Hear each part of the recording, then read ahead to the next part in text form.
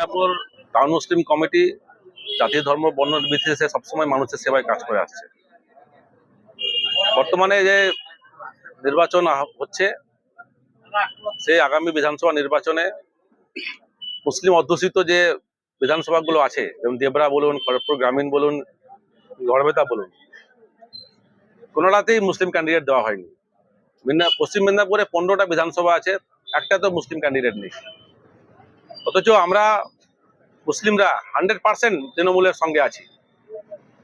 2011 থেকে 2026 পর্যন্ত যতগুলো নির্বাচন আপনারা খুলে দেখে নিন, মেজরিটি যারা আছেন হিন্দু ভাই, তাদের ভোট কিন্তু ভাগ হচ্ছে, 50-50 হচ্ছে, 60-40 হচ্ছে। মুসলিমরা কিন্তু 100% ভোট দিয়ে যাচ্ছে।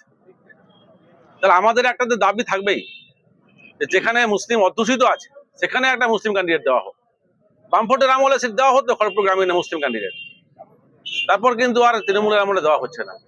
খড়গপুর গ্রামীণে একটা মুসলিম ক্যান্ডিডেট আমাদের দাবি, এবং আমরা সেই দাবি রাখছি। এবং আমরা যদি দেখছি যে আমাদের দাবি মানা না হয়, তাহলে মিদনাপুর টাউন মুসলিম কমিটি সেখানে একটা ক্যান্ডিডেট দেবে, মুসলিম ক্যান্ডিডেট দেবে। এবং সেই গ্রামীণ বিধানসভার প্রতিটি ঘরে ঘরে আমরা যাব, মানুষকে বোঝানোর চেষ্টা করব যে আমাদের নিজেদের স্বার্থে, কওমের স্বার্থে, দিনের স্বার্থে, মুসলিম সমাজের স্বার্থে, মাদ্রাসা মসজিদ কবরস্থান ঈদগাহ বাঁচানোর স্বার্থে মুসলিম ক্যান্ডিডেটকে আপনারা ভোট দিন, ভোট দিয়ে জিতিয়ে আনুন।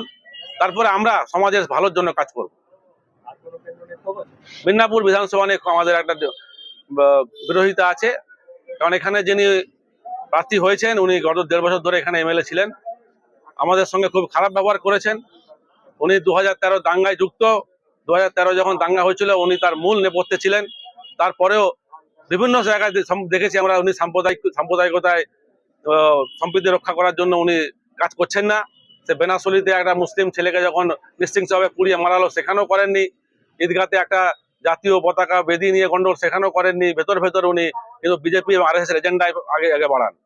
তো আমরা মুসলিম সম্প্রদায়ের মানুষেরা বুঝতে পারছি, এবং উনি জানেন যে মিদনাপুর টাউন মুসলিম কমিটি সবসময় মানুষের সেবার জন্য কাজ করছে।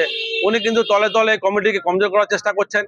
আমাদের একটা কমিটির অফিস আকর্ষণনগরে আছে, সেটাকে উনি জোর করে আটকে রেখেছেন যেন আমরা কাজ করতে না পারি। মুসলিম সম্প্রদায়ের মানুষরা আজকে ওনাকে সহ্য করতে পারছে না একটাই কারণ উনি সাম্প্রদায়িকতা ফেলাচ্ছেন, মানুষের বিভেদ করছেন।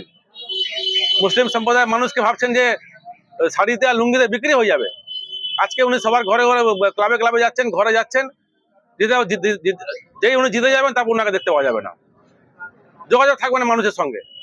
আমরা আমাদের সমস্যাগুলো কোথায় গিয়ে বলবো তাহলে? উনি আমাদের বিধায়ক হবেন, কোথায় যাবো আমরা? আমাদের বিভিন্ন রকম সমস্যা, সেগুলো উনি শুনতে চান না, ওনার সাথে কথা বলা যায় না ওনার সঙ্গে।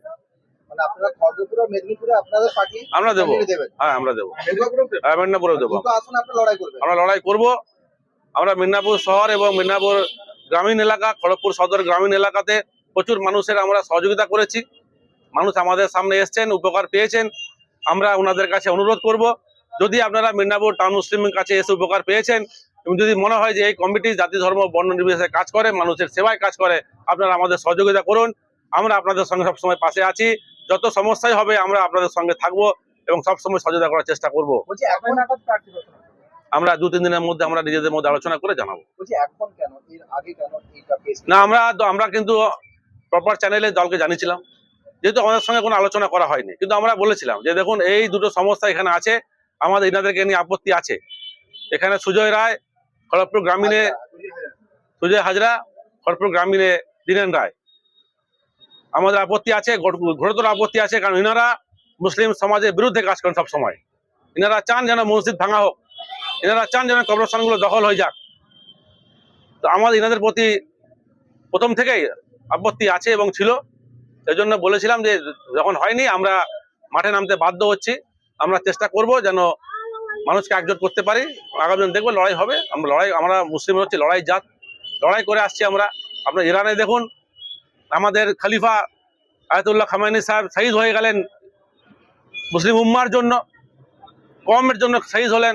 আমরাও শহীদ হয়ে যাব, আমরাও লড়াই করব। দেখি কতদিন লড়াই করতে হবে আমাদেরকে। সরফরাজ খান, সম্পাদক, মিদনাপুর টাউন মুসলিম কমিটি।